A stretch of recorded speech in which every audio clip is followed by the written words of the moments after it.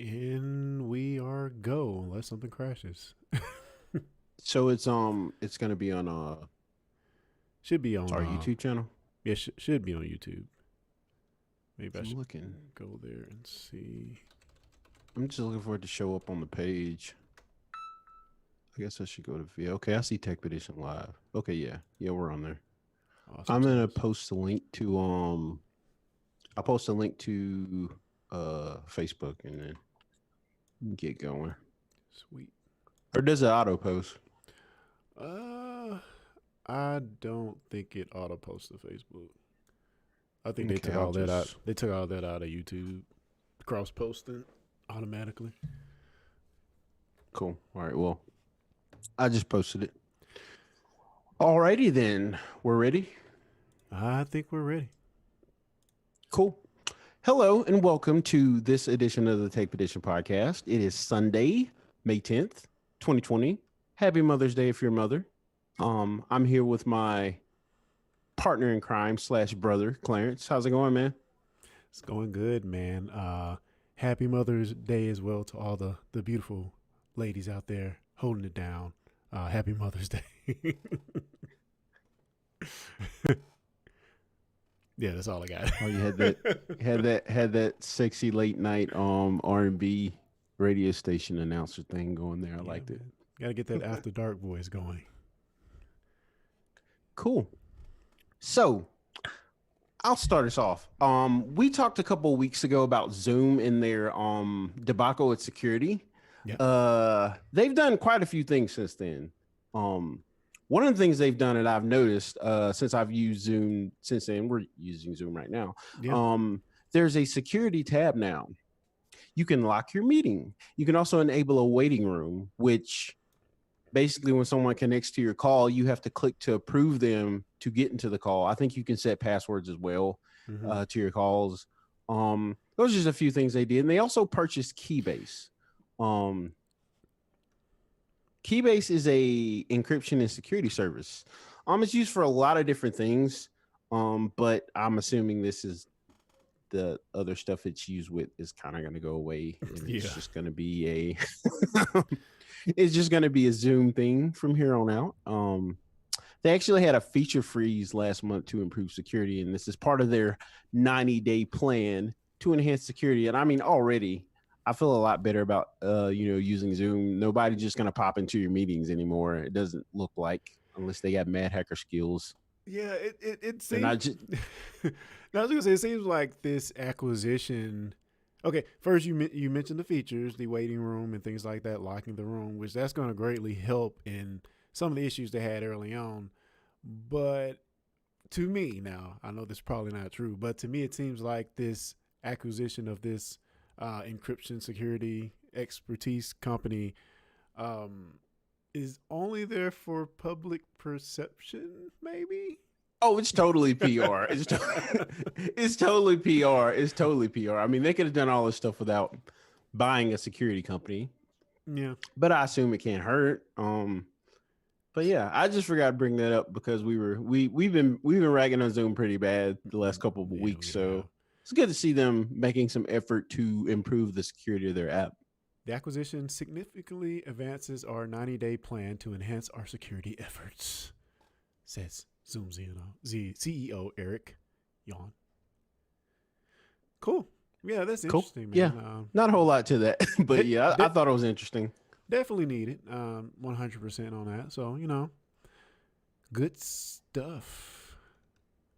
Yep. I'm trying to see, do I have something we could talk about? Oh, yeah, you definitely have some stuff. Yeah. I saw you post some stuff. Yeah, so funny thing with Nintendo, we always always down on Nintendo for some reason, although every iteration they, with the exception of a few, most iterations they do manage to blow expectations out the water.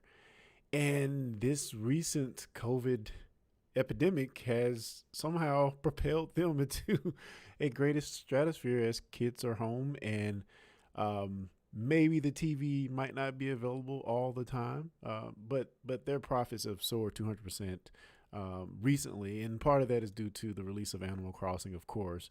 But yeah, they are killing it on all cylinders. So on Thursday, and this is a few weeks, this is a week ago, they reported their fourth quarter profit that soared 200% as cooped up gamers have turned to their popular Switch to pass the time. Now, again, no big surprise, a huge game, and kids are home now. So I definitely see this as kind of uh, COVID is not a happy coincidence, but it seems like for them, it's a bunch of, happy coincidences as far as their bottom line is concerned. And I actually just bought two Switches, so yeah. What? Well, not I bought them for my kids. You did? Yeah. But cool, man. Cool. Yeah, the Switch Lights. Do you have to pay outrageous eBay prices or? Nah, I got them off Amazon, just $200, standard price. For real? Yeah, 200.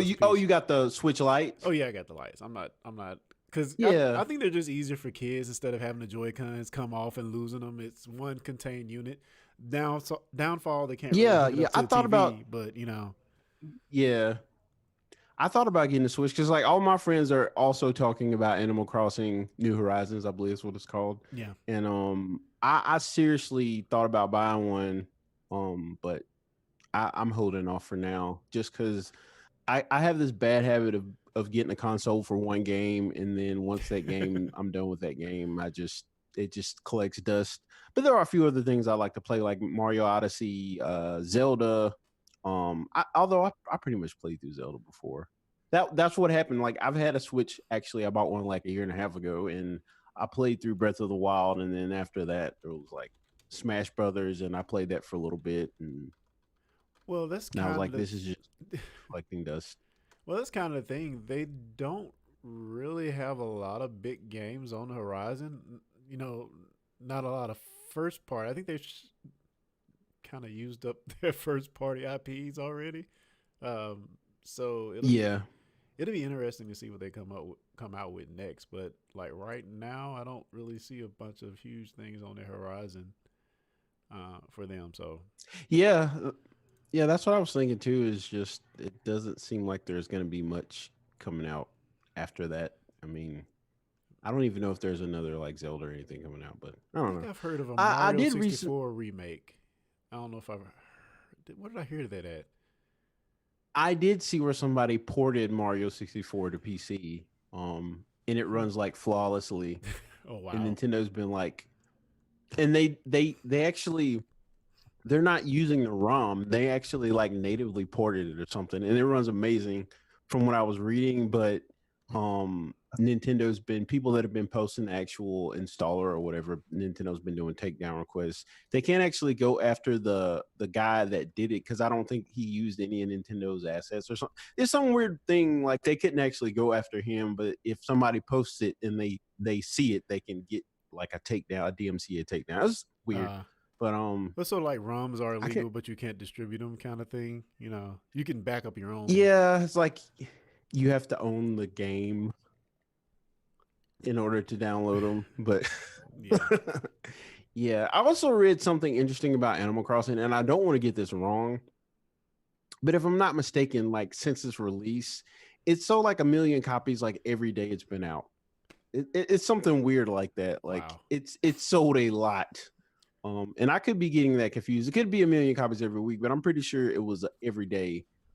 It sold 1 million copies since it's been out, which is crazy. I don't think it's been out that long though. Yeah, man. That sounds about right because on Amazon at least, because I was going to purchase that as well. The only thing I see on Amazon right now is the UK version, and Yep. you can get it digitally. So I think I saw it on Walmart.com though, so I might just use that. But yeah, it is selling like hotcakes, man. That's for sure. Oh yeah. Oh yeah. Cool. Go Nintendo. Um, Let me see. We have quite a few stories here. Let me see what I want to talk about next. I think I'm going into the stories from the other day. Okay, so here we go. All right. You have a Samsung phone, don't you? Yes, sir, I do. All right, so Samsung recently confirmed a couple days ago that there is a critical security issue for millions of Galaxy phones. Pretty much every Galaxy phone after 2014 is affected by this vulnerability. Hmm. So if you have one of those phones, if you have a Galaxy phone, and you see an update pop up, make sure you install it. I guess that's the first thing. Um, let's see. I'll kind of read some of the article. This is from Forbes. It says the monthly security updates from Samsung have started rolling out. If you own a Samsung smartphone that was sold from late 2014 onward, you better hope that update hits your device soon. Only the small matter of a perfect 10 critical security vulnerability that can enable arbitrary code execution if exploited. And yes, that can happen without any user interaction. It's a zero-click vulnerability, which is pretty huge. Yeah, so really the only thing you can do to protect yourself is to install the update. Um, Yeah, I'm reading a little bit and deep. it's all phones, all Samsung phones. And I thought it was just Galaxy phones, That's interesting. but yeah, the verbiage is kind of confusing there. Maybe it is all Galaxy phones. I don't know. Well, I'm What reading were a you little saying? bit deeper, Sorry. and it says it has to do with the way Samsung smartphones handle QMG images sent to the device. I'm not even sure what a QMG image is. Android's Mm, graphics library, process.